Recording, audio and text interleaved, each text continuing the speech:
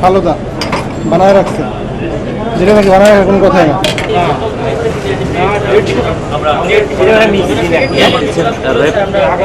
সদর দপ্তরের নির্বাহী ম্যাজিস্ট্রেট পলাশ কুমার, আমরা দেখছি যে সকাল থেকে র্যাবের টিম কাজ করছে সিলেট নগরে।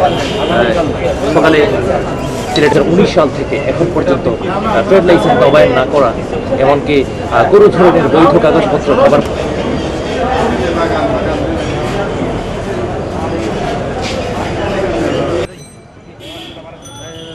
দাঁড়া।